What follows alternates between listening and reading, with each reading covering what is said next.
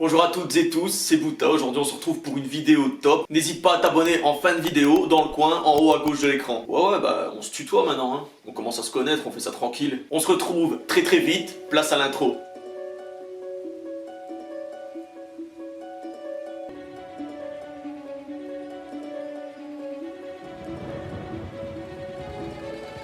On est donc parti pour une vidéo top 10 des séries à voir au moins une fois dans sa vie. Une fois dans sa vie. Je répète que ces tops sont totalement personnels. Alors encore une fois, n'hésite pas, viens en commentaire dans le plus grand des calmes, quoi, viens réagir.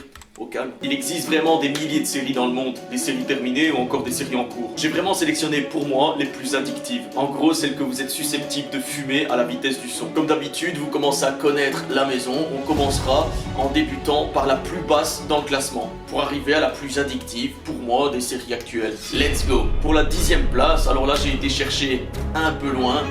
On repart sur une série qui a plus ou moins 15 ans. Lost, un crash d'avion, une poignée de survivants, une île déserte et mystérieuse. C'est comme ça que va se présenter le scénario au début de Lost. Et dès le début, on va sentir qu'il y a un truc qui cloche. Un peu comme Maggie en ministre de la Santé, tu vois. Les personnages sont attachants, avec leur personnalité propre. Au début, tout semble se passer à peu près normalement dans le scénario, à part que les gars ils sont crachés sur une île déserte. Mais au fil des saisons, ça s'embrouille clairement, et des questions et des mystères viennent s'ajouter au scénario. J'irai pas plus loin, mais pour les amateurs de twists bien perturbants et de fins bien vertigineuses, je vous conseille clairement cette série. En plus, elle est terminée et elle comporte 6 saisons.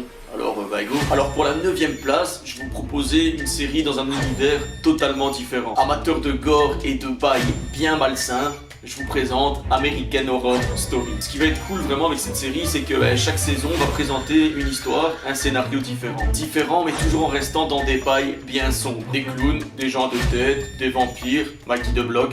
Non, on va arrêter tout de suite, elle mange de trop aujourd'hui. Comme d'hab quoi. Les personnages sont assez crédibles et on va retrouver des acteurs comme Sarah Paulson. Les interprétations sont vraiment d'un bon niveau et les histoires sont prenantes. On va retrouver assez bien de twists et de fins vertigineuses, comme on les appelle, de fins chutes, dispersées comme ça dans les saisons. Il y a pour le moment 9 saisons et la série apparemment n'est pas terminée. Donc pour les amateurs de l'horreur et de gore, vraiment foncez. On avance doucement dans le top avec la 8e place. L'Angleterre dans le 20e siècle. Birmingham, vous êtes bien chez les Peaky Blinders. Une bande d'hommes d'affaires irlandais dirigeant le tiercé dans une ville dévastée par le crime et la corruption. Et clairement, on veut tous sortir dans les rues habillés comme eux. Il pue la classe, ces types. Le personnage principal, Tommy, enfin Thomas, mais on est déjà plutôt intime. Yo Thomas, apporte un thé. Can I have a tea, Thomas? Le pire, c'est que je suis tout seul, quoi. Faut que je me calme.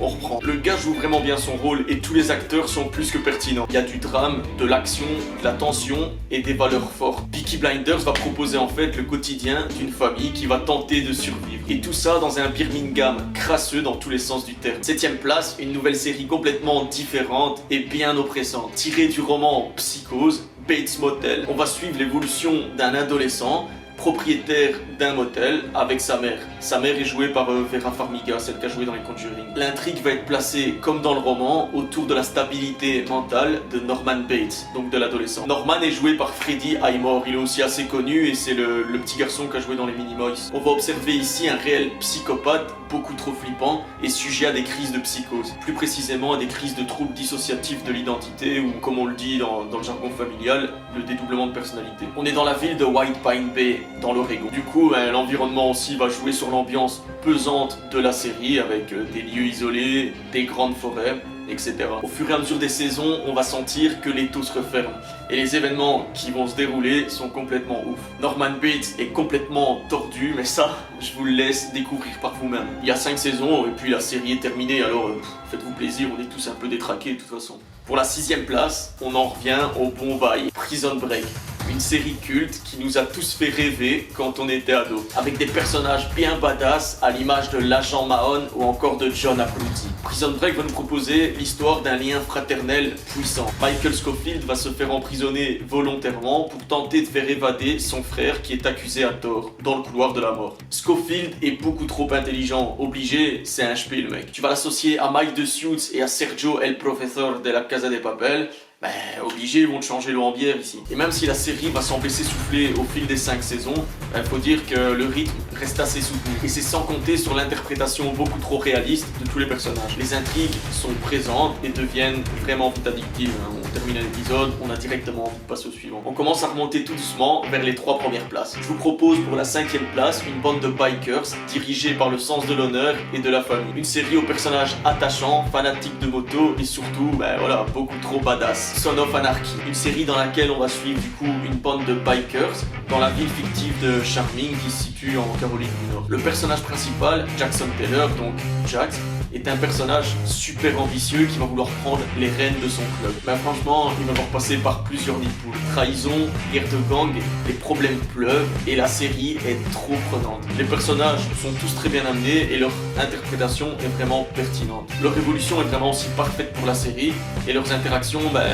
vont amener des moments assez intenses et des scènes assez marquantes. Son of, c'est vraiment cette saison de pur bonheur. Alors, enfourchez votre moto et foncez 4e place.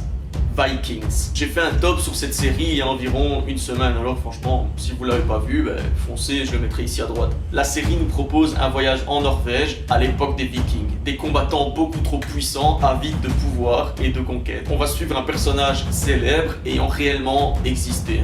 Ragnar Lodbrok, qui était roi des Vikings. Rien que son nom, il faut se le dire, il en impose clairement. Vikings, c'est vraiment des éclaboussures de réalisme à chaque épisode. Une fatalité dans le scénario avec des paysages qui vont rappeler par moments le film de DiCaprio, The Revenant. Franchement, si vous aimez les affrontements à l'épée, les répliques bien crues, les mythes et le sang, Vikings est clairement fait pour vous. Même si au début, je suis d'accord, on peut se sentir un peu réticent par rapport à l'univers. Après quelques épisodes, on a clairement du mal à s'arrêter. On est à la 6e saison, mais la série n'est certainement pas finie. On concentre maintenant son sérieux pour passer à des bails bien clairs. On entame les marches du podium.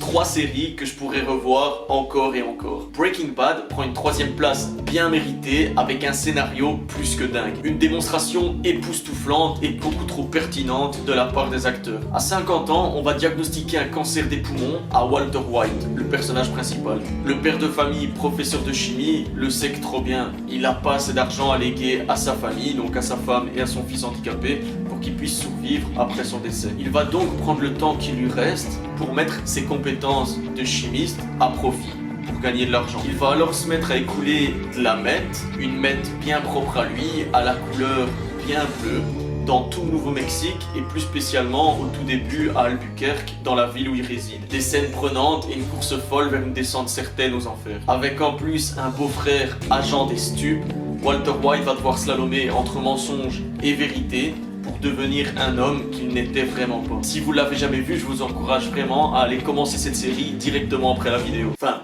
plutôt après avoir vu toutes mes vidéos quoi. Le petit pouce bleu, tu sais bien. Les bails quoi. La série comporte 5 saisons et c'est pour moi un chef-d'œuvre de leçon de vie. 2e place, une série au générique complètement magnifique, il me donne des frissons à chaque fois que je l'écoute.